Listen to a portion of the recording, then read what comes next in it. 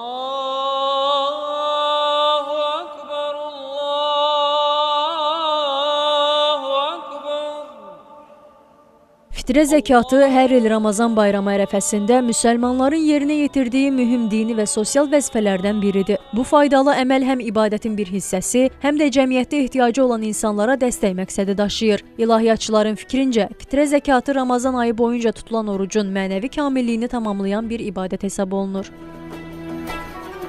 Bu zəkat adətən ailə başçısı tərəfindən ailə üzvlərinin hər biri üçün ayrıca hesablanaraq verilir. Məqsəd isə bayram günlərində ehtiyaclı insanların da süfrəsinin boş qalmamasıdır. İlahiyyatçı Tural İrfan bildirir ki, fitrə zəkatı ilk növbədə ehtiyacı olan insanlara, az təminatlı ailələrə və maddi çətinlik yaşayan şəxslərə verilməlidir. Eyni zamanda yaxın qohumlar arasında maddi imkanı zəif olanlara kömək etmək də savab sayılır. Mümkün olduğu təqdirdə oruç tutan insanlar hər biri fitrə zəkatı versə daha yaxşıdır.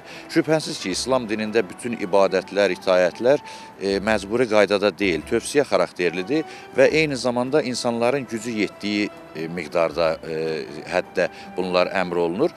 O cümlədən fitrə zəkatı da eyni ilə, yəni ki, insanların demək olar ki, öz gücləri çatdığı miqdarda verməsi tövsiyə olunur. Kasıb insanlar ola bilər ki, heç cürə imkanı çatmaz, əksinə onların özlərinə fitrə verilməlidir. Artıq bu adamlar fitrə zəkatı verməkdən, necə deyirlər, azaddılar. Fitrə zəkatının miqdarı əsasən gündəlik qida məhsullarının dəyərinə uyğun müəyyən edilir. Ənənəvi olaraq bu zəkat buğda, arpa, xurma və ya düyü kimi ərzaq məhsulları ilə verilsə də, müasir dövrdə bir çox hallarda pul şəklində verilməsi qəbul edilir. İlahiyyatçının sözlərinə görə, texnologiyanın imkanları daxilində fitrə zəkatının onlayn formada verilməsi də məqbul hesab olunur. Şəriətdə kateqoriyalar sadalanır. Tutaq ki, arpa, buğda, dənli bitkilər, deyək ki, qarabaşaq və s. Bunlar ona görə sadalanıb ki, kimin hansına imkanı çatırsa ondan versin. Yəni, buğda, arpa ən ucuz hesab olunan, deyək ki, dənli bitkilərdəndir.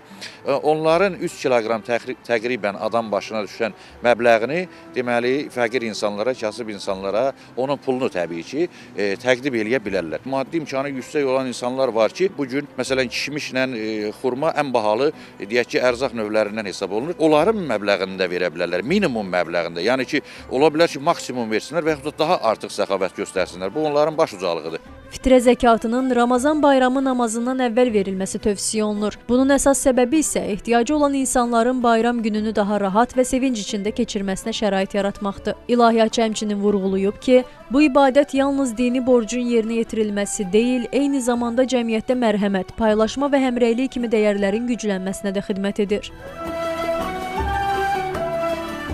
Onu da qeyd edək ki, Qafqaz Müsəlmanları İdarəsinin Qazılar Şurasının fətvasına görə adam başına düşən fitrə zəkatının 10-15 manat məbləğində verilməsi tövsiyə olunub.